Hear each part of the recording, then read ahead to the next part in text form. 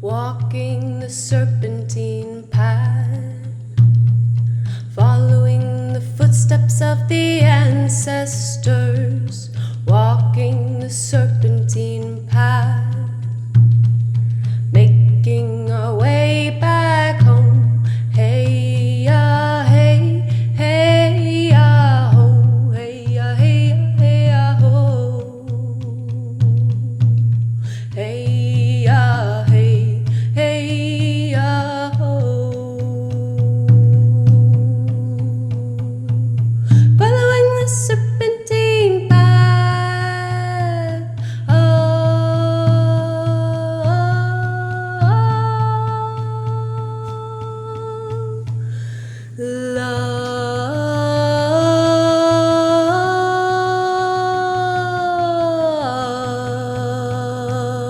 Life. Hello, everyone, and welcome to the Serpentine Path podcast. My name is Claire Waudia Seed, and I'm a plant walker, song keeper, word weaver, artesana, visual and performance artist, womb wisdom keeper, and your guide on this serpentine path of life. Together, we'll dive deep into all things related to plant medicine, ancestral reconnection, intergenerational healing, womb sovereignty and bodily autonomy, rites of passage and initiation, time travel, shape-shifting, dimension hopping, the reclamation of our collective earth-based practices, and the ongoing, never-ending cycle of birth, death, and rebirth. Welcome to the serpentine path where the ancestors have called us back to. Let's start at the end and find our way back home together.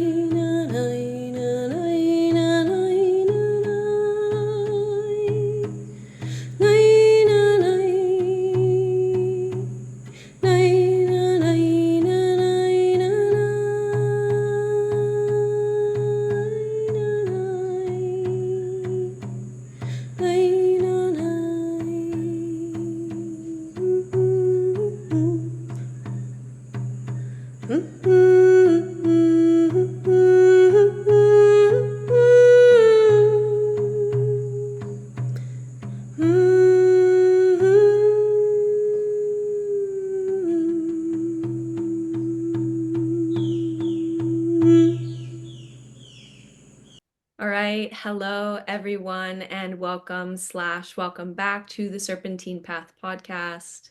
My name is Claire Waudia Seed. I am your host, and I am incredibly excited to welcome a really beautiful guest onto the show today. He's a dear friend and companion on the plant walking path. So please welcome Omar David to the show.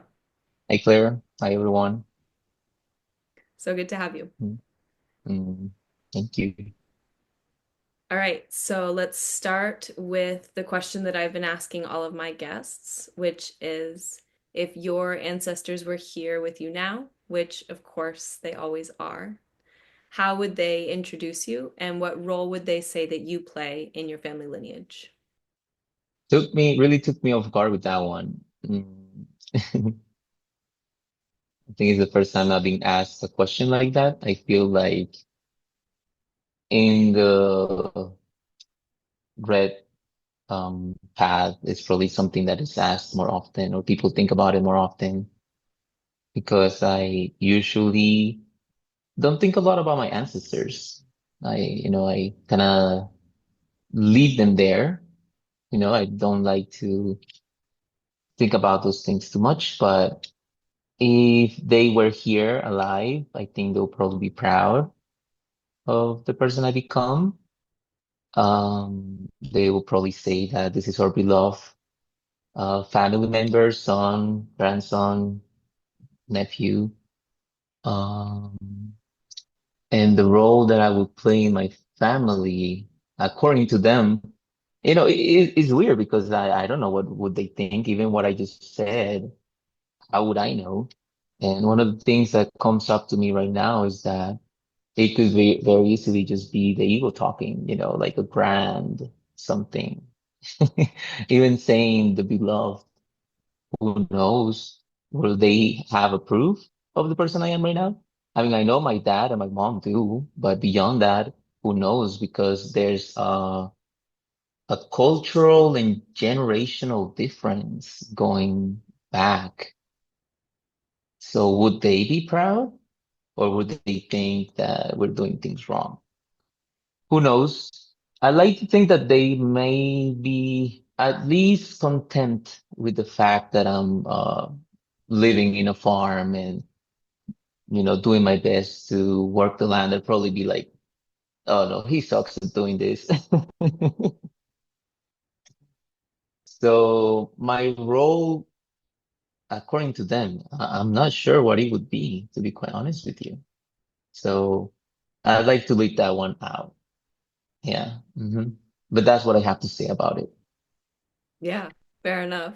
And I think it's it's definitely the most original response actually that I've gotten.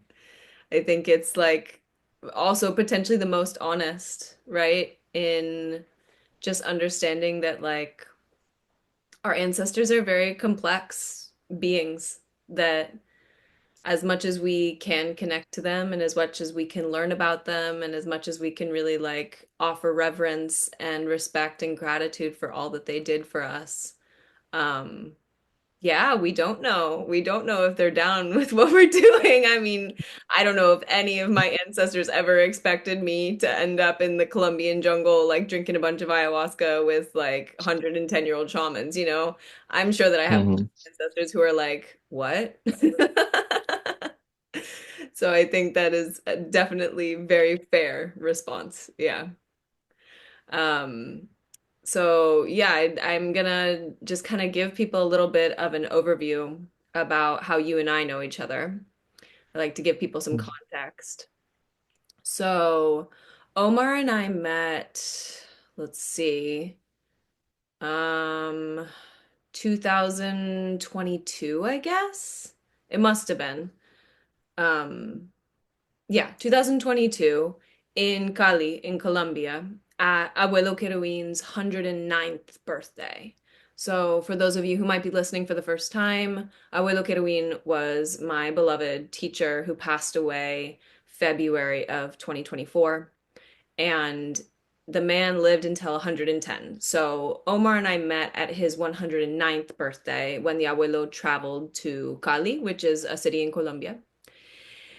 And it was a huge ceremony, like huge ceremony with like over 300 people, 2 nights of over 300 people. I've talked about that ceremony in some past episodes where I've shared a lot about the abuelo, but I met Omar that night, which was really, really cool. And what's awesome about Cali, the city of Cali, for me at least, is a city of just like so much and incredible music and dance and culture and like a big mix of a lot of different racial and ethnic flavors of what Colombia is. It's one of my favorite cities in all of Colombia.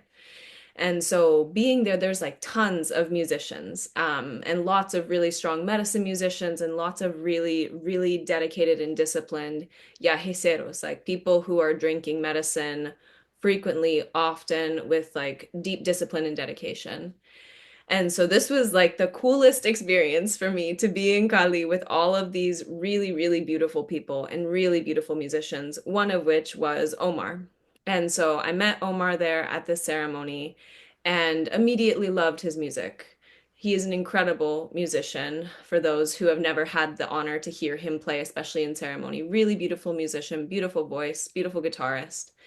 And we stayed in contact ever since then over the years. And it's been wonderful. I mean, I hate on technology a lot, and I'm really like working through that these days because it's allowed me to stay in touch with people like you that I've met in ceremony and to go back and forth and to share a lot and to see what you're up to and for you to see what I'm up to. And as I evolved on my path and as you evolved on your path, we were always able to kind of be like little digital pen pals, which was awesome.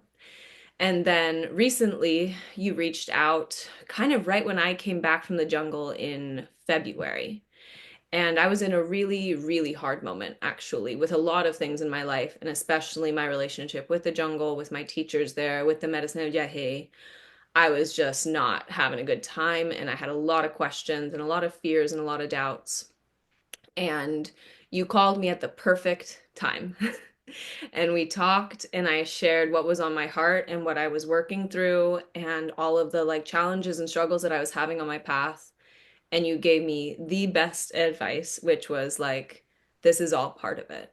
And I've been through that too. And this is actually a very valuable kind of initiation point that everyone has to get to, where you have to figure out what your relationship with the plant is going to be outside of anything and anyone else, just you and the yahe. And we had a really beautiful conversation, and you ended up actually being in the States visiting. And so I got to go into, you were in Staten Island, and I got to go into the city and see you and spend some time with you. And that was a big, big gift, because here in the States, I don't have any like medicine community. I don't have anyone who really knows anything about the jungle, anything about my late teacher, anything about ayahuasca, yahe culture. It's such a foreign thing. And so to be able to connect with someone here when I'm in the States and when I feel so far from the jungle, spending that time with you was really, really beautiful. And so from there, we've just been kind of like building on a lot of different ideas, things that we want to share. And it's been wonderful to reconnect. So this interview is like a part of that process. So I'm very grateful for our friendship. Um, I'd love to just kind of give you an opportunity now to share with people more about who you are, what your path has been like, what your life is looking like these days, what you're orienting towards, what is your North Star? What is your truth? Thank you, Claire, for those beautiful words. Oh, wow. Hmm. So I guess I can give a little bit of my background. I'm gonna try to summarize it and things that have been important for me. So I was born in Barranquilla, north of Colombia. My mother, she's from La Guajira, the north of Colombia, and my father is from the southwest of Colombia, in the Pacific, from Dagua del Cauca near Cali. So one is from the Pacific coast and the other is from the Atlantic coast. And because of that, I got to spend my childhood living in La Guajira, also living over here, in a couple of different cities in both regions, cities and towns. And I also moved with my father to the United States. I had a little bit of, when I was born, my dad had a good job, good amount of money. Then he got ripped off. He went broke. So I wouldn't say that I had a tough childhood, but we didn't have much. But at the same time, I was able to experience things that you get to experience when you don't have a lot of material things. You know, you get to go to the river. I used to go to the river every weekend with my dad. It was like the paseo ecológico, like the ecological tour to the river. Every single weekend, I got to play marbles every day, to spin, trompos. It's like a spin top, and do tricks with it. They were like seasonal things during the school year. It was like the marble season, so the JoJo season. So we got to play all these games because we didn't have any material things, we didn't have Game Boys, we didn't have Nintendos, we didn't have cell phones. You know, it was like very few people had a computer. I had one, but not many people had it. And then I moved to United States with my father because he had an opportunity to marry somebody to give us a better opportunity in life. And so I lived there for 5 years. I finished my high school, then I came back. After that, the reason I came back was because I couldn't get my papers. So I got very depressed because I didn't feel in control of things. So I had to let go because I tried everything to try to stay, but I didn't want to stay legally. And I was like, you know what? I'm going to come back and I'm going to study in the best university in Colombia. I had like these big ideals of everything. And I had a lot of, trust in myself and whatnot. And then I moved to the capital of Colombia, Bogota, to live on my own, to study in the most expensive university of the country. Like my mom has always tried to provide the best she could. Even if she didn't have the money for it, she will find the means for it. And that was a very blunt contrast because I spent my former teen years in the United States. So I was basically like, I thought I was an American, and culturally, I was raised up like one in those years. And I came to this very hostile city that literally broke me. I started smoking a ton of weed, started like failing at school. I will always do very good at school because I would like understand things easy, but then that will also make me procrastinate a lot because I didn't think I needed to put the effort in. On top of that, all the weed smoking and wanting to do all the things, partying and whatnot led into depression, into bad habits.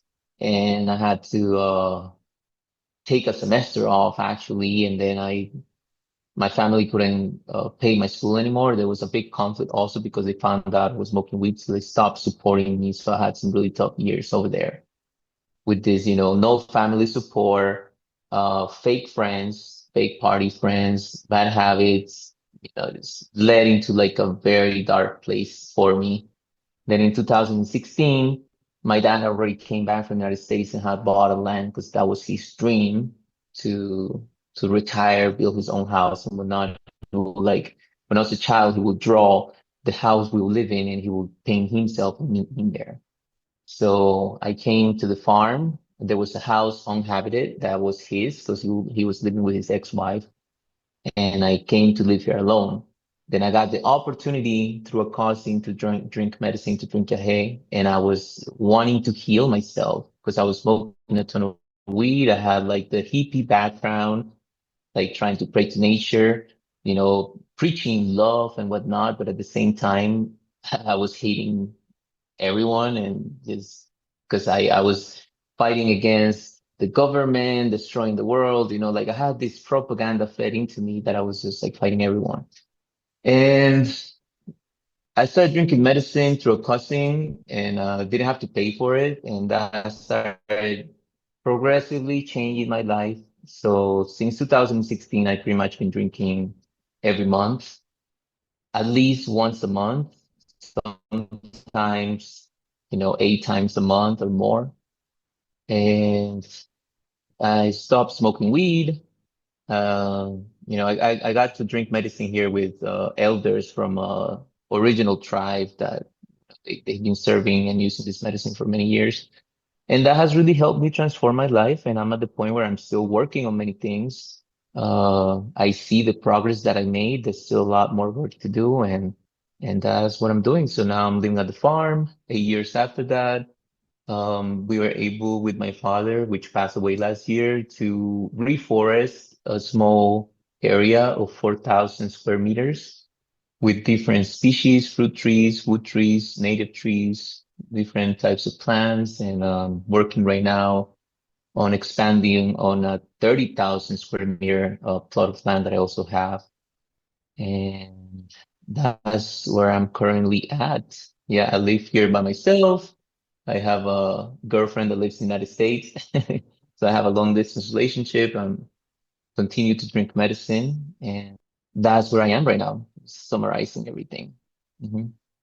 Nice. Thank you. Yeah, I think you made a really good point about you and like a couple of other people have said something very similar to me, which is like a lot of the time people who end up going to a plant medicine path, it's because like it's not necessarily always the last resort, but it's like we've tried so many other things and we've been taught from so many other different directions that like this is the good way and this is what's going to help and this is what's going to heal you. And then at a certain point, we're just like, no, like something still isn't aligning, something still isn't fitting. And I feel very similarly to you in that like when I started drinking medicine, I was in a same kind of place of like super anarchist, like fighting left and right, always at protests, like really in that combative energy. And I thought that that was what was going to produce change and transformation in myself and in my community and in my family, like to always be coming at things from like a combative fighting place. And it took me a long time drinking medicine to kind of transform my vision of things. Not to say not to fight, but to just be a lot more strategic about how I use my voice and about how I show up in the world. And kind of what you were saying of like, if I want, love and peace and harmony and unity, but then I'm like showing up with just like fight energy all of the time, like That's been a big thing that I'm still consistently really observing in myself of like what ways in which do I feel transformation is possible and how do I embody it in the most loving way, which sometimes does come up with true conflict, which sometimes does come up in moments where you have to be hard and honest and not gentle and soft, but to always come at it from a place of love and a place of solidness in myself as well. So I can definitely resonate. And also all the weed smoking. I mean, yeah, dude, I was really, really deep in it for a long time with weed. And I think maybe you can relate to this in that you were living in Bogota. And when I was smoking the most weed, I was living in New York City. And it was like kind of the only tool that I had at my disposal to help me deal with all of the anxiety and all of the depression that I was moving through. And I didn't want to get on prescription medications at all. I didn't want to go on antidepressants or anti-anxiety, but I needed something, and I turned to the plants. And I am grateful for marijuana because I feel like it did kind of guide me slowly but surely to other plant teachers that have been more beneficial for me. Um, but it's a slippery one. I feel like when we were hanging out a few months ago when we saw each other in person, we were talking about weed a little bit. So I wonder if you would speak a little bit more on like the energy of the plants that you work with now and the energy of the plants that you have worked with in the past. Like I know you have a deep relationship, obviously, with yage, the Colombian brew of ayahuasca. You work very deeply with the medicine of coca, with mambe. You work deeply with tobacco, and just kind of share a little bit about how that has transformed your relationship with the plants compared to kind of how you were abusing marijuana in the past. Okay. Oof. All right. I can share what I've been learning and what I've been putting into practice and what I feel that has been working for me. Because in the moment that I am right now, I'm understanding that it's important to respect each person's process. So in this tradition that we've been drinking with, our elders don't really talk much. They don't really share a lot with you. They're all like, you ask them a question and you're like, Taita, how do you do this? What about this? What's your opinion on this? And they're like, drink medicine. A lot of the time, especially when you're just beginning, their answer is drink medicine. They don't answer it for you. And I think what they want you to do is to figure it out on your own. So if I were to define any of the plants that I use right now, and somebody were to believe that, it would create a paradigm. And then that's another lesson that I've been receiving is to break paradigms. So it's out of respect that I started like understanding these things. And in the process of my transition from addiction to conscious use of the plants, I think that's what it's been.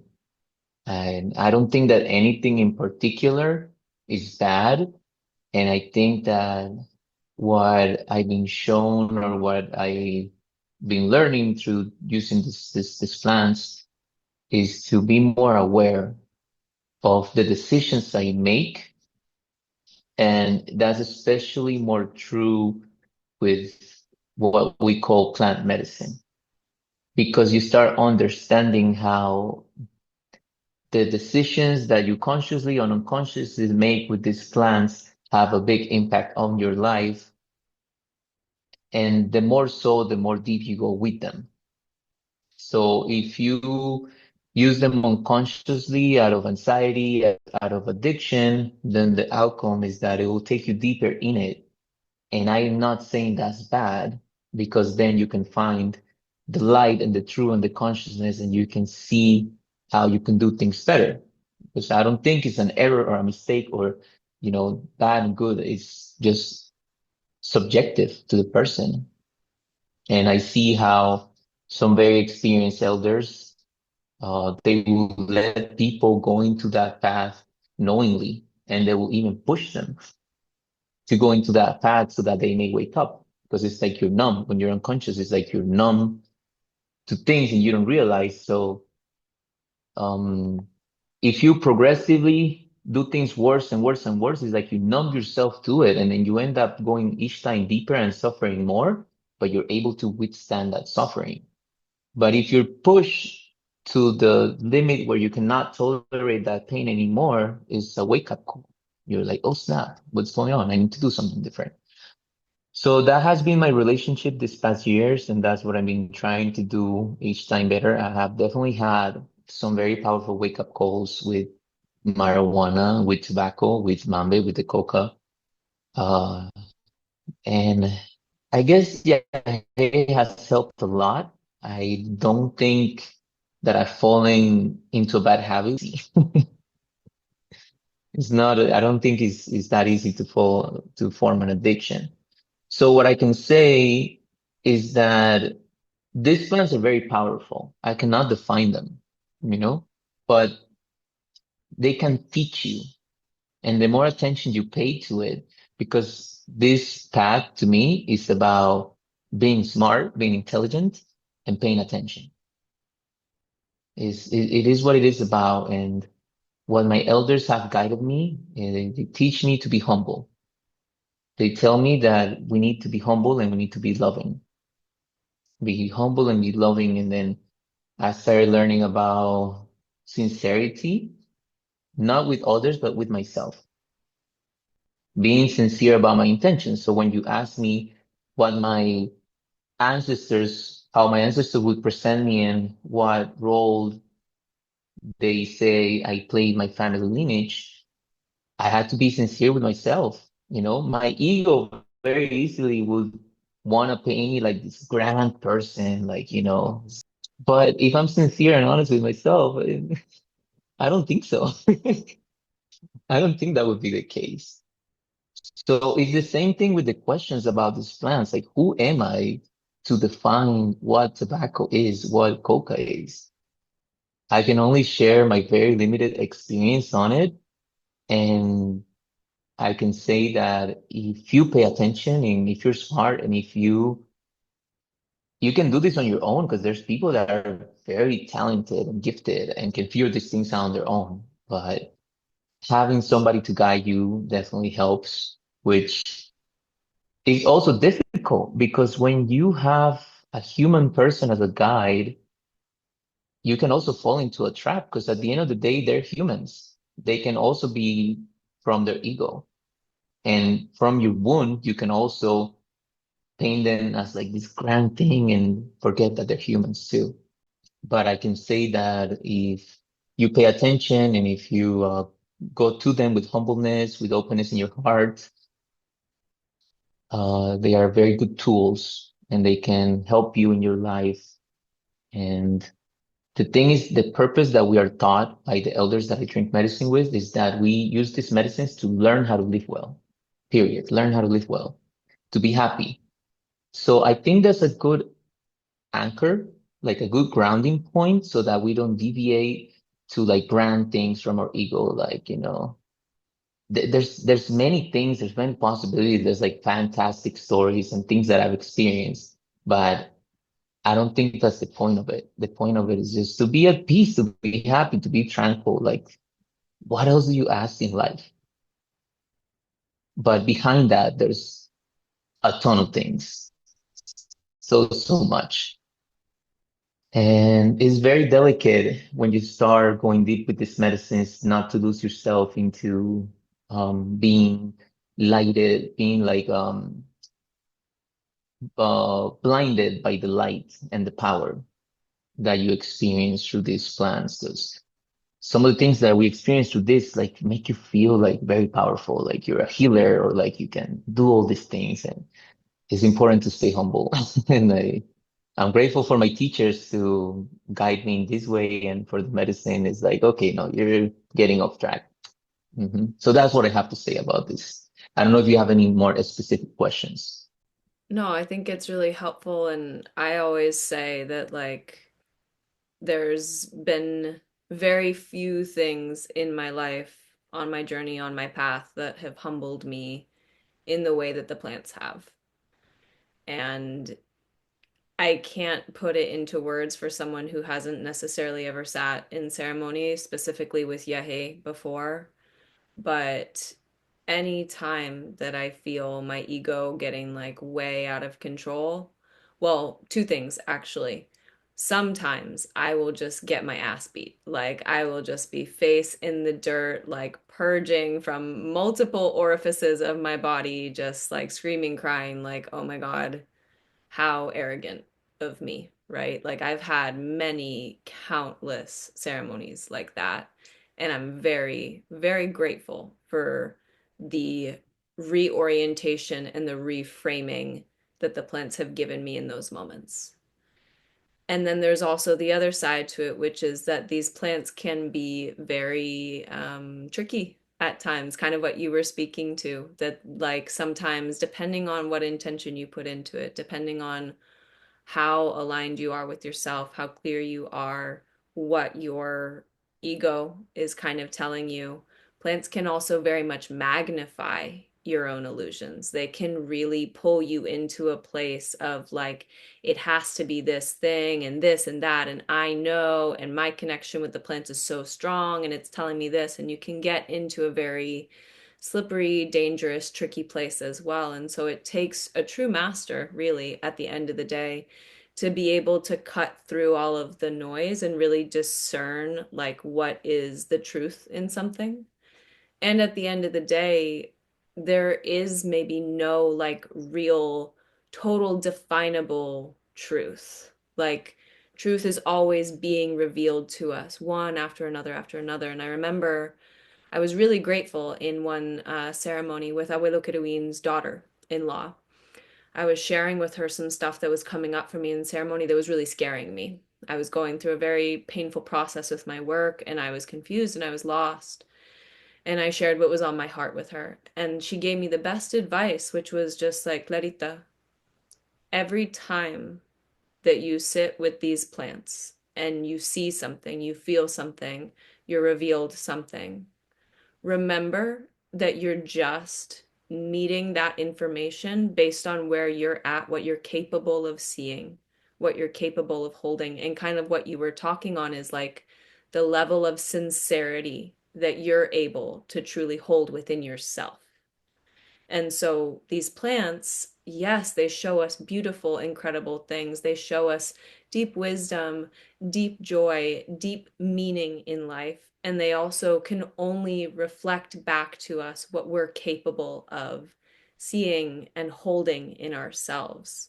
And that really does come down to integrity. It comes down to honesty. It comes down to sincerity. It comes down to your intention, why we choose to come to these plants. Do we come to them, to make a bunch more money? Do we come to them to get a bunch of girlfriends or boyfriends? Do we come to them with like all of these, with a lot of greed, right? If you come to them with greed, they'll show you a lot of pathways towards greed, or they'll humble you. But they can go any way. If you come to them with humility, and as you were saying, like, I want to learn how to live well. I want to learn balance. I want to learn harmony. I want to learn peace. I want to learn how to be an agent of positive change in the world. Teach me slowly. The plants will meet you there for sure. So, yeah, I really appreciate that perspective on things and just the respect for the power of these plants as well, and not pretending that we know them. They're our teachers, right? We always have to stay humbled with it. Speaking of teachers, so you've already spoken a little bit about kind of how elders teach and how they work, and you've had the really wonderful privilege to learn with a lot of different elders. And so I'm curious to hear kind of about what your process has been like as someone who's not from the jungle, who's not indigenous to these traditions, who's from Cali, the city, who's had a much more kind of westernized life, and how that path has been for you in learning to translate between the worlds and to kind of be a bridge of very different, I would say, cosmovisions. Okay. I'm really enjoying the questions. Mm-hmm. So when I first started drinking medicine, Um, I had a lot of paradigms in my head. I had a lot of mental structures, which I thought that's how the world worked. And then I had the idea that these indigenous elders were like just grand masters, spiritual masters of like, saints, basically, like, power healers and like prayers and like, I had a whole idea in my head of what these elders were.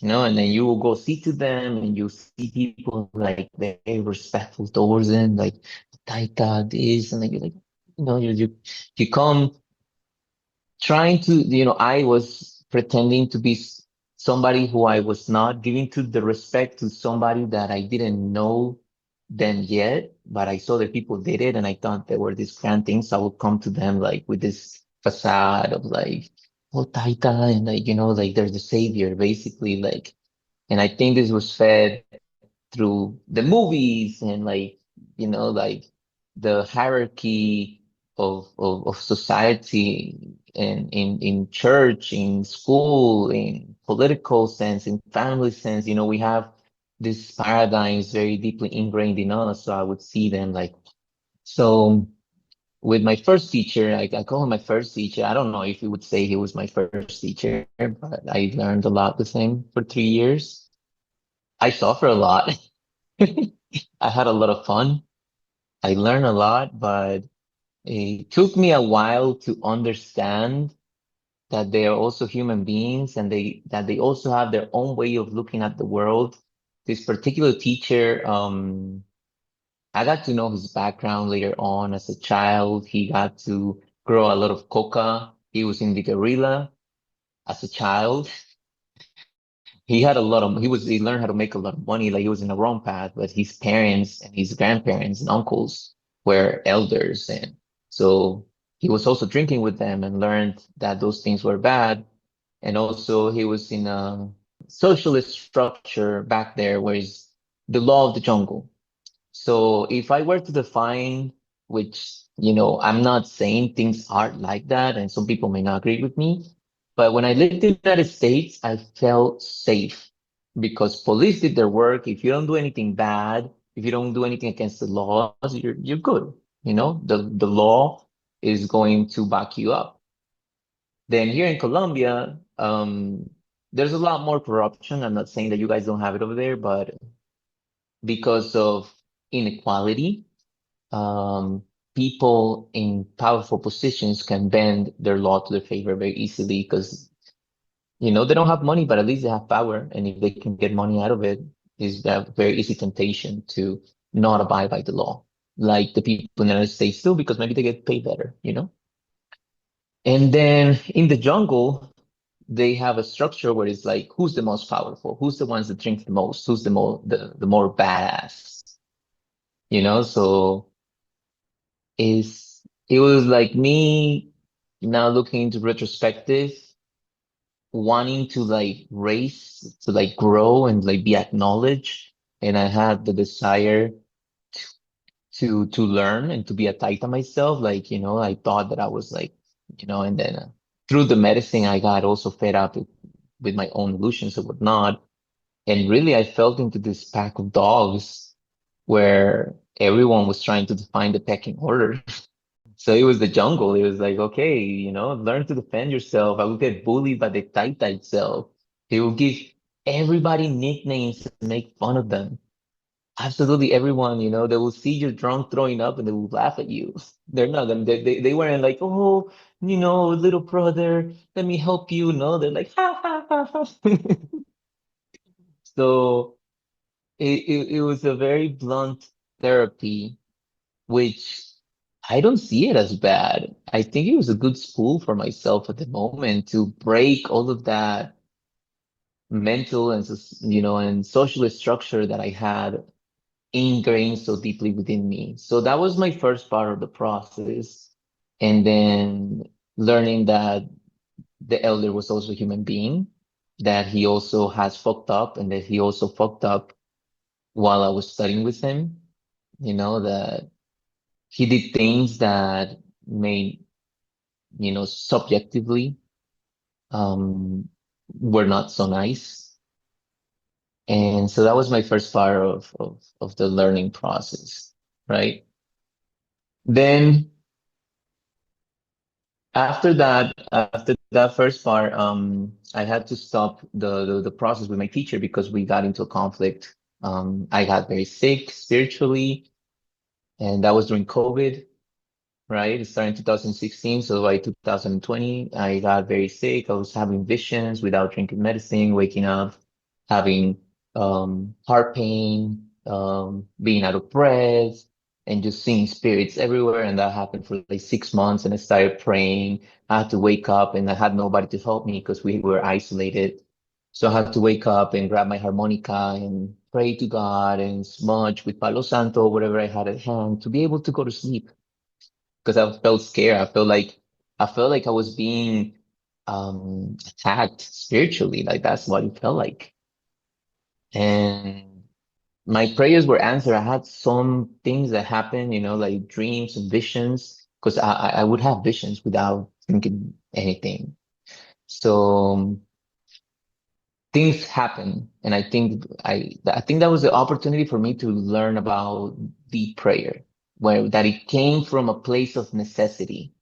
There was no, it was like clear. It was like clear, clear because that's what I needed. I needed to be well. So that was what I was asking for. I was asking for the right elders to come and heal me. So a good dear friend of mine, Zachary, which is the manager slash owner of the farm where we met at like the Cabin, where they hold a lot of ceremonies. He started calling me to accompany elders that would come visit but didn't have a musician to for me to go there and accompany them as the medicine musician to play music during the ceremonies. And so I started going there very scared because at that point in time, I was very sensitive to anything. If I had a little bit of tobacco, it would like make me have visions and go into a process for hours. If I had a little bit of coca, same thing. If I had a little bit of weed, same thing. So that was one of the reasons why I stopped using cannabis because it was giving me some very, very bad trips. Um, which backtracking a little bit, it was part of the process with Yahed that I wanted to stop using cannabis because I saw that it wasn't doing me well. So I see how I made a commitment over there with the spirits, and if I broke it, it would like kick my ass. And I was like, you know what? I don't want to do this anymore. So I stopped using it completely. So then this was like the next stage of my process, which was accompanying these elders, many different elders, because before I would only drink with my teacher and play music for them. So I got to spend a lot of time with like 5 or 6 different elders, for a couple of years too. hmm Just playing music for them, and at the same time, I would ask them to heal me. I would tell them what was happening to me, and out of compassion, they will heal me. There was, I think, 2 particular elders, 3 that, all of them were very important in my healing process. But one of them, Akuraka, which is the term in this tradition for an elder that has reached the point where he can heal people. Basically, Akuraka is somebody that has reached the heights of actually being able to heal the sick, of not just serving medicine and having them have a beautiful experience, but to heal sick people from actual disease and healing them completely, truly. Mm, so I told him about it, and right there at the moment. So before in my past experiences, I would ask elders for a healing, and sometimes they would be like, "Oh yeah, later," or they wouldn't do it. So I was used to asking for a healing and not receiving it. And maybe they knew that they couldn't do it, or I don't know, or maybe they were like, why are you asking for a healing? But this one in particular, I told him about it, and he was like, okay, take your shirt off. And he healed me right there and then. And then he gave me some instructions. He was like, okay, you're a little delicate right now, so don't drink a lot, only drink a little bit. And I asked him permission to accompany somebody. And he was like, yeah, you can accompany him. He's a good person. He said, I'm going to come back in 2 or 3 months and I'm going to give you like a bless Yaheh so that you can gain strength And then, you're going to start feeling better little by little. And after I give you this medicine, you're going to be able to drink all you want without fear. And literally, that's how it happened. He also predicted some things in my life. The experience I had with him was scary, but it was good, because this is a person that through the little bit of time I got to experience with him was somebody that had the power to transform reality. Like I saw him manipulate reality in real life, in real time, out of ceremony. And I had never seen somebody do that before.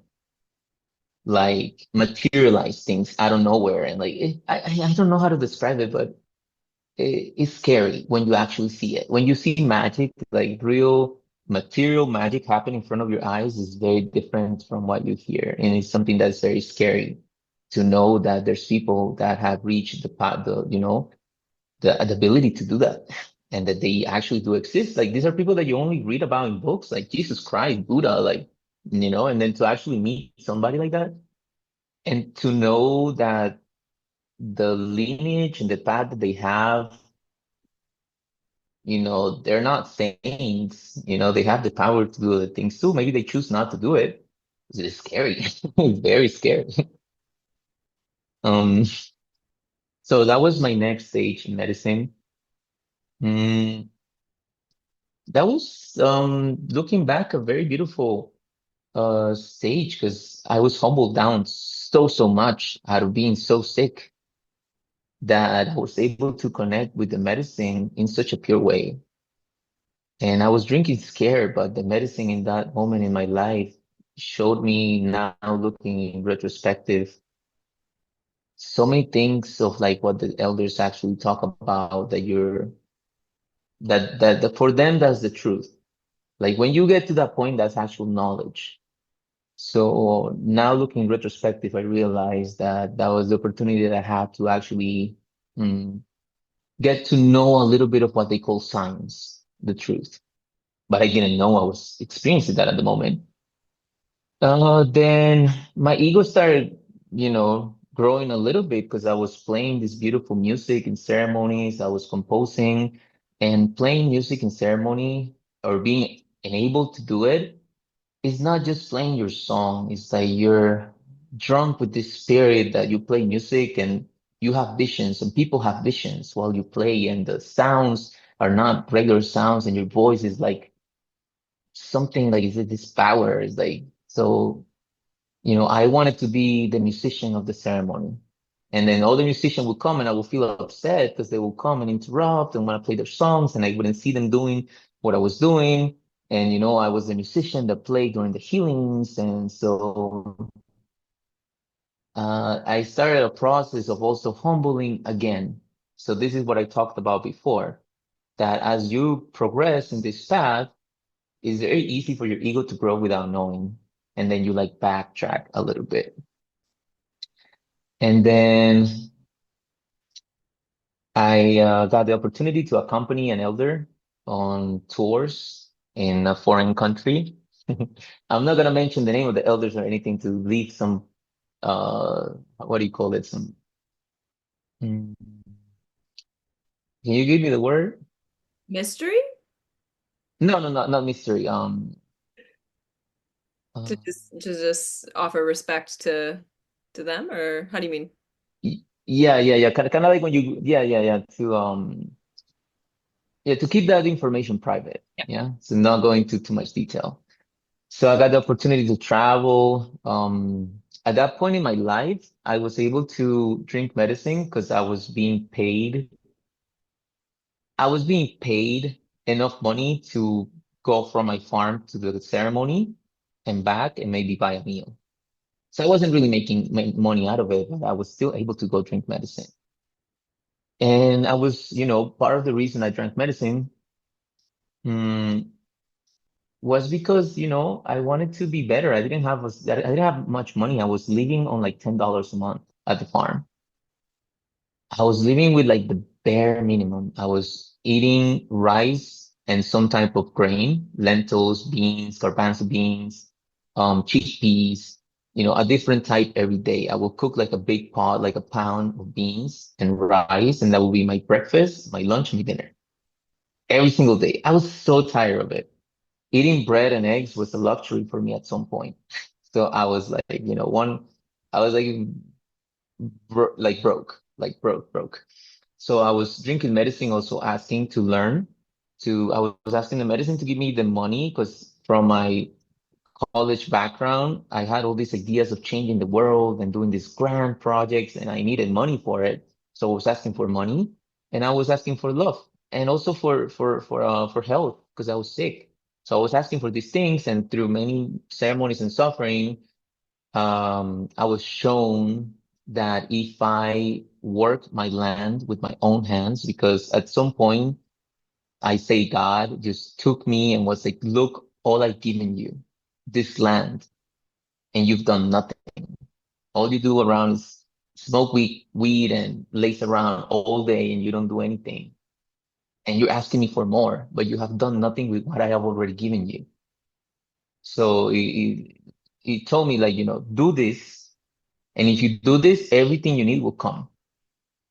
And he gave me certain homework. So some of those homeworks were to work my land, to be good with my parents, and also as an advice of my first teacher to just do things right with God. So I started doing that for like 2 years. There was like a wake up call, and I started working every single day I didn't have any electric or gas tools. I had a machete, a hoe, shovel, and I was cultivating my land and growing it. And after 2 years, I was like, God, what's happening? I found like peace, like connection with the land.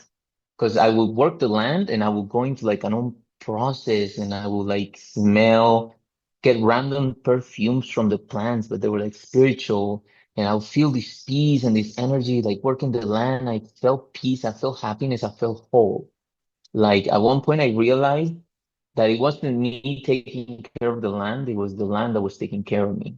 So after like around 2 years, I was like, okay, God, if I were to do this till the rest of my life, till I'm old, I will be happy.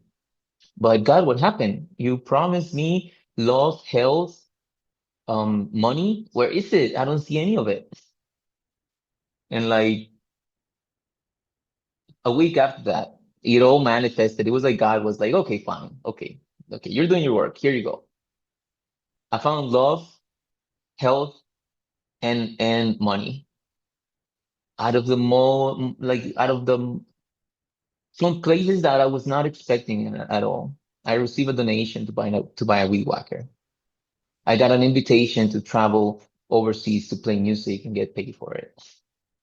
I found somebody and I started a relationship with somebody out of nowhere without me even looking for it. So everything was answered in like a week. It was like, and that was around Taita's Kerubin's birthday.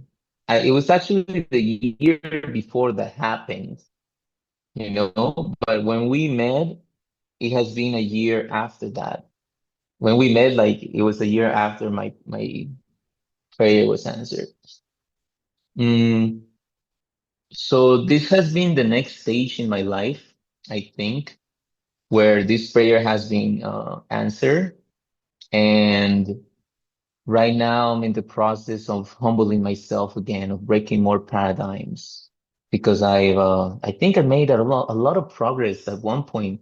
I felt like I was taking giant steps forward, and medicine, what it told me was, um, be aware of your ego. So I've tried to like be aware of it, but drinking with a new elder that I've been drinking with right now, I've come to realize that it has slowly crept in. So the medicine has humbled me down again. If we had had this podcast a month before, I wouldn't be talking this way at all. So I had to go, we talked about it before we started the podcast. I've been going through a very deep process where I feel like I'm back at zero when I was sick. When I was sick, I feel like I'm at that moment again. And I'm like, God, why is this happening again? I've already went through this. But now I realize that it's the medicine humbling me. I feel that it's being a lot more gentle this time around, but it's still very scary. Like, it's tough. It's hard. It's difficult. And this is where the point where I am right now. I'm gonna just share one last thing to wrap things up that I feel is important with the questions that we talked about before on how sometimes the spiritual process and these medicines can feed your illusions and your ego and can magnify those things. And one of the advices that I received from this elder, he was like, don't take things like, people say the medicine told me or this, and that. He said, things are not like that. You need to be intelligent and analyze the experience to figure out, to have some clarity on it. And I was going through this process like 2 weeks ago, and I was confronted with my fears. The medicine was telling me that I was gonna die, that everything I was doing was wrong. It made me doubt myself. They made me doubt everything I was doing. It made me afraid of my colleagues, of the people around me. Like it just made me confront all these things. And if I took it as it was, I could have just given up, be like, okay, maybe the medicine's telling me that I shouldn't do this anymore. But I thought about it and analyzed it.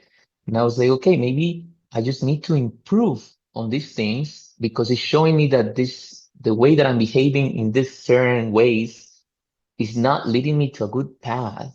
So I need to change those things in order to get on the right track again. Mhm. So that's where I am right now. And I hope that that was a good answer to your question. Yes, it was great. And obviously I'm muted when you're talking, and so people can't see like when I'm just like yes or like laughing because it's so true. So many things that you said. I mean, kind of going back to just your first kind of experiences in the jungle and with elders, and recognizing that it is very different from what people would think. Like it is not a cute, fun, romantic, like, oh, the outsider in the jungle, so cool that like the indigenous people, trusted them and brought them in. Like it's just constantly being tested. And constantly, learning a different culture, a different language, a different cosmovision, and they're just as hard on us in a different way as they are on each other, because this path with the plants is one of deep, deep beauty and also just constant like testing and suffering, and you will have elders who will see you getting your ego up in the sky, and they will give you a cup of medicine that will just like destroy you, and they will laugh. They will just laugh at you and be like, "Did you learn?" Like the amount of times that I had taitas, that I had shamans, like really say to me, like, "Aprende usted," which is like, learn, like you need to learn, and um, there are ones, they all have their different way of going about it for sure. But a pretty common theme is like they kind of let you do as much ego nonsense that you're gonna do. And then at a certain point, they give you a strong enough cup that you're like, okay, I'm ready to finally learn. I saw how ridiculous I was being, and I don't want to suffer like that anymore. Like, can you please teach me? And they'll be like, sure, we'll see. So, yeah, it's always funny to hear other people's stories of like what they've also been through. You shared something really beautiful with me at one point about what an elder shared with you, and I think it's very deeply aligned with that journey that you just offered, which is like we come to life in general a lot of the time just wanting more, more, more, more, more. Give me more of this, give me more of that, more wisdom, more information, more resources, more money, more love, more sex, more, right? And oftentimes when we're in that grasping and in that seeking, something outside of us, call it God, call it spirit, call it source, call it consciousness, whatever, will kind of do what you said, which is like take your head and like turn you and say like, Look at all of the gifts and all of the blessings that you have been given that you have not cultivated, that you haven't actually put any time, energy, love, effort, care into yet. And you're asking for more. And when I saw you, you gave me really beautiful advice. You said, like, Claire, you have so much information and wisdom and teachings that you've been offered, and like you have to water it. You have to water those seeds. You have to create more from what you already have right now instead of going out and seeking and asking for more outside of you. Like, you've already been given so much. What are you going to do with it? And that was such a beautiful moment with you where you just kind of you were like the little, God character, like turning me back to focus and saying, focus on creating from where you are right now, not from where you could be in the future, not from where you think you want to be, not what you think you should be, but like right now, what you have and what's going to come into alignment for you. And I would totally agree that it's like that moment that you really humble yourself and you say, okay, I'm actually going to work.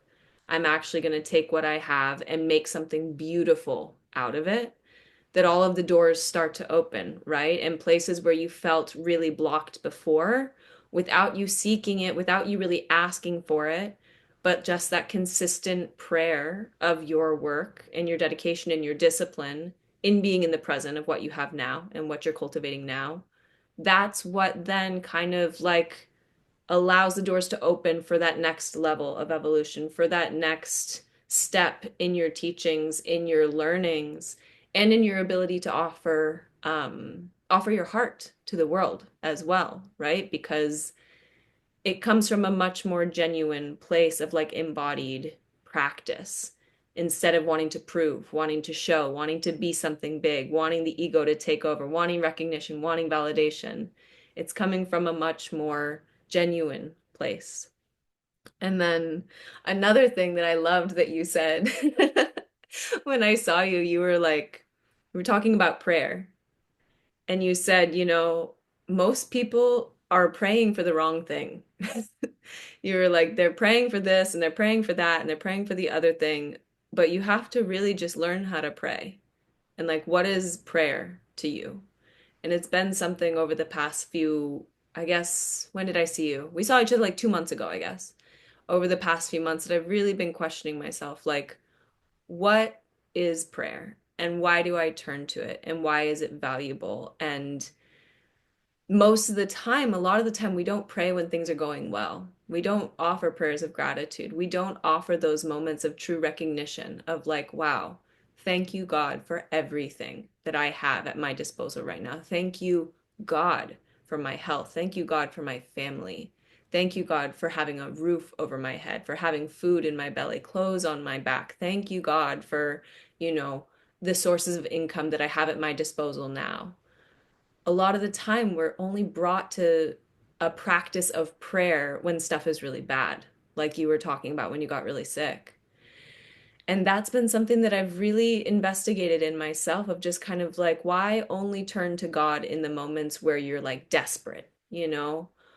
Why can't you come to God every single morning with just gratitude, pure appreciation, pure joy in your heart for all that you do have, and watch how that changes your life. And that's been a deep, deep practice for me over the past 2 months since I saw you. Um, yeah, yeah. I'm trying to think, like, I think we should probably kind of start wrapping things up, but I would love for you to speak a little bit more about your music and how your path with the plants has really influenced and evolved your relationship with your voice and with the guitar. I don't know if you play other instruments, but I'd love to hear more. Oh, another tough question. My relationship with music. Yeah, I've always wanted to, since I was like younger, to either play guitar or piano. But my dad didn't have the means to buy me an instrument, so I didn't get to have an instrument until I was 18. One of my eldest brother, he gifted me a guitar, an electric guitar, when I was in the United States, and started learning on YouTube how to play some rock songs like Creep by Radiohead, Metallica, the classical ones, Wonderwall, things like that. And then in college, I was learning like some of the uh, rock en español, like Spanish rock classicals, to just like play at the gatherings, like songs that everybody would know, just to like, yeah, it's just like, you know. And then when I started drinking medicine, um, my first teacher had like an assistant that he was this incredible musician. He was incredible musician with the medicine. Like, I don't think I've seen somebody like him anywhere else. When this guy would grab the guitar, there were moments where everybody would just like immediately run and gather around him to hear. And it was like church. It was literally like church. It was the spirit of the medicine through the music, and we're all just there singing and dancing in this sacredness. So beautiful, like so incredible. And I wanted to be that person. And the Taita would only allow me to sing like in the morning. And it's been a process of understanding at this moment. I'm understanding that my music, and especially because I'm not a musician by any traditional means, but more like out of wanting to learn, and with my laziness and procrastination, maybe not being too constant with it. But with the medicine, every time that I really work on myself, that I'm really humble, that I'm disciplined on my homeworks, my music is fantastic. And when I'm not, it's not. So that's at the point where I am right now, of understanding that if I want to be able to touch that source, I have to be in a place of order, of discipline, humbleness, and love. And if I'm not, I'm not able to. And if I am, I'm able to. So that's where I am right now with the music. Maybe I'll go a little deeper into it because you asked. It's been pretty incredible. I have original songs that they come, some of them through drinking medicine, like downloads. And then through drinking medicine and playing those songs, I gotten to understand more deeply what it means. And I have had the experience of people connecting with them and finding how those lyrics touch you like so deep inside that you really truly understand the meaning of it. And it doesn't happen all the time. I wish it can happen all the time. And I guess I'm in that process. Like I definitely is one of the things that lately, and I even talked about with the elders about, and I'm like, how do I get myself in that place all the time? And with this latest elder that I drank with, I asked him, I was like, look, sometimes I'm very harmonized, and I'm able to connect with the medicine without struggle, and I'm able to sing beautiful and play beautifully and connect so magically. And some of the times I struggle so much.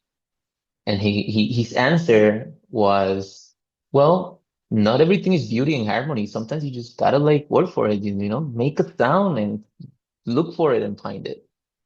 So I think, having shared with these elders a lot of the things that I actually do, because I maintain a level of secrecy with my own path with other people, of where I am at right now. So I haven't shared many of the things with him, but I think he knows, and he has answered those questions for me. Like he has really helped me. And when he said that, I was like, okay, maybe it's not everything about that I'm not order or discipline or whatnot. It's just that I need to work harder in that moment in itself, of trusting, of believing, of really looking for it. Like not everything has to be like just given, like here you go. Sometimes you just gotta really work hard for it and make it happen. Hmm. Yeah. Yeah, I appreciate that, and I feel so similarly in terms of like my own path with music. I'm not necessarily like trained musician by any means, but I'm a medicine musician is what I say when people ask me about my music. And I just say, you know, everything that I've learned about my voice was a gift from Yehi, like truly, because that's when my path with singing really, really opened up, was my first ever ceremony with Yehi, you know. And I've been through so many phases with my voice of what I have felt. And when I've cleaned something really, really deep in my lineage or in my body or some kind of trauma that has been blocking my voice, I sound completely different. And when I'm in a place like what you were talking about of really not doing my work, not staying disciplined, not staying clear-minded, not staying true to my heart, my songs are so much harder. And I've been through a process over the past few months since coming back to the States where I feel really disconnected from the jungle and my path there and kind of trying to navigate and orient myself to this new chapter in my life that I'm in. It's been hard. And you gave me really beautiful advice when we saw each other. You were like, yeah, that's totally normal that that's how your voice is feeling right now, you know? Like there's a lot of clearing up that you have to do in your path, and that's a beautiful thing. And when that clears up, your voice will change, right? And your songs will come back. Not that they ever leave you, but it is this constant process of realignment and reorientation. And when I was drinking a lot of Yahe, it was certainly a lot easier to stay in that, right? But the work, I think, comes from coming back. It's not like you're in it and you're perfect and your songs are always amazing and like boom. But it's that process of being like, yeah, okay, it doesn't feel so good right now. And so instead of leaving it all behind, like, how am I going to find my way back? And what is needed from me in this moment to really just find my center again? And I think that's really one of the most beautiful teachings around like what does true commitment actually mean in general? What does commitment to your path mean? What does to commitment to these plants mean? What does it mean to commit to learning with an elder? What does it mean to commit to, you know, walking through life as a musician? Like, what does it mean to commit to the land that you're on, that you're stewarding, that you're the guardian and protector of? What does commitment mean in general? And it's not about falling off the track. It's about how you get back on, right? And I think my path with music has definitely taught me that. And I feel like you're always navigating that too. And it's beautiful. Omar's an incredible musician. I know I said it in the beginning, but really, really beautiful musician. And I really hope that at some point in the future you're able to record more of your music and share it so that people can hear your songs. Because wow, really, really beautiful. And I totally feel the same way about how songs have come to me. Like anytime people ask me, you know, where do your songs come from? Yeah, hey, like, yeah, they're not mine. They're not my songs, actually, you know, like they are truly from some other world, some other place, you know. And the way that you channel your music is very, very beautiful. And it's been a gift to hear you play in ceremony many times now. So thank you so much. You want to share anything else before we close, like how people can connect with you and stay in touch and all that good stuff? Thank you. Something that I want to share and something that you mentioned is, yeah, and I talked about this yesterday. When you're committed and you're in the path of advancing, because what I'm getting to realize is that when you truly in your heart want to work with these medicines and become a healer, and you are given the opportunity to reach those little moments of power, is that it becomes a lot more delicate because it's like you're embodying the energy of the universe of God, of the source. And this past elder, what he has shared with me and what I've seen through the medicine is that it becomes more delicate because the moment you start playing with those things and that you start, manipulating them, it can get risky because it's energy. Energy is very powerful. So that's one of the reasons why these elders take this very seriously, and they don't appreciate people just grabbing these medicines and hosting ceremonies without having to go through the proper process of purification and the constant process of getting back on track. It's not like Taita Kerwin himself used to say that even the most elders, they're still learning. Even himself, he would say that he hasn't even had like he would say he has barely tasted the yahe. That's what he would say. Kind of like trying to explain that there's so much more, and in his 110 years, he has only barely touched a little grasp of that light of that truth.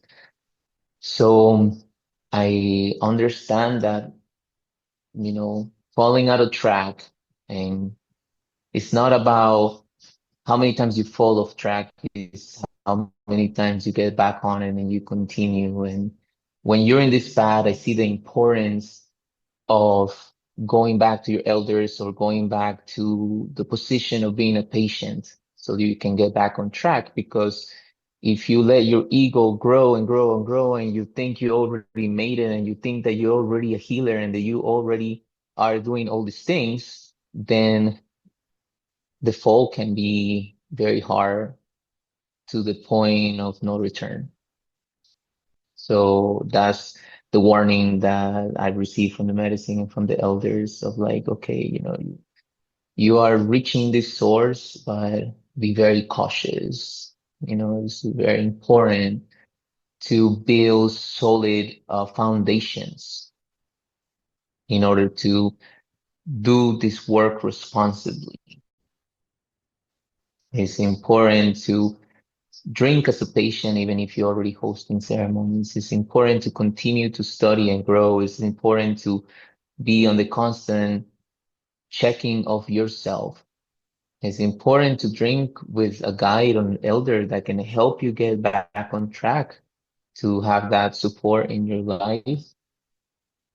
And yeah, it's very important to do this work this way, that to know that not everything is going to be beautiful, that you're going to reach moments in medicine when you're very harmonized, and that most likely you're going to go again and feel like you're, backtracking, but actually you're just building that foundation. And that's what I'm understanding right now, because I felt like I was backtracking, but now I understand that I'm just building the foundation more, and maybe my ego will grow again and I'll go through that process again. And I think as you do it more and more, you have more practice on it, and then you're just building a strong foundation where you can stay in that responsible harmony and energy to be able to hold space for people to heal.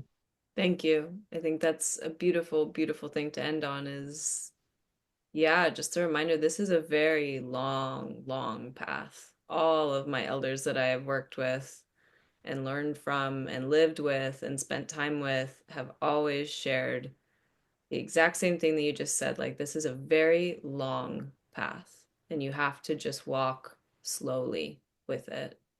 And with deep respect for ourselves, for the beautiful traditions and the communities and the villages and the lineages that are safeguarding this wisdom that has been, kept very, very private and underground for a long time.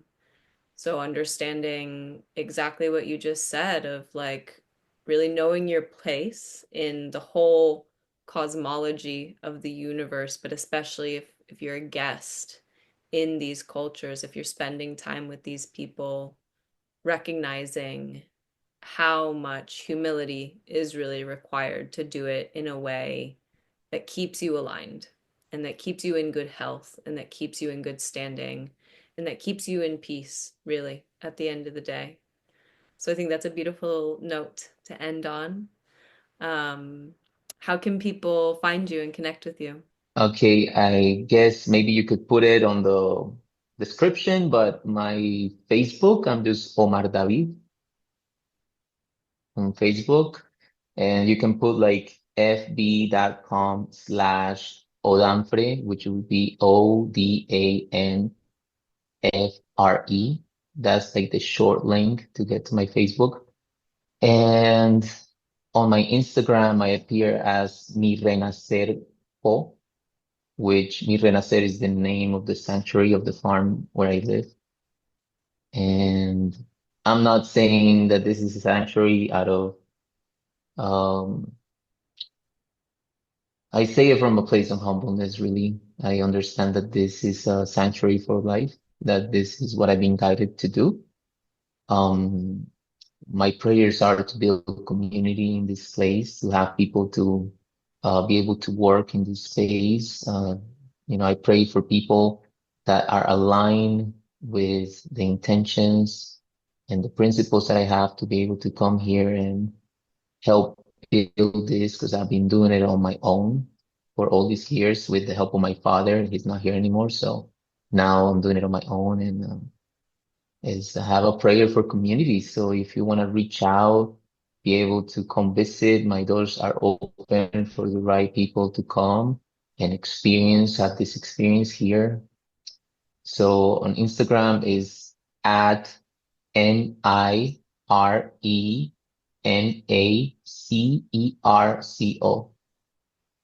Mi Renacerco. Yeah, you can find me there. Since I do hold like a certain type of like, I wouldn't say secrecy. There's a word for it, but it's- don't have it Privacy. right now. Privacy. Privacy. Yeah. Yeah. If you reach out to me, just let me know that you come through, Claire, that you saw the podcast and, just chat with me. Let me know that you want to connect and what reasons, and then we can connect. Yeah, I'm open for those things.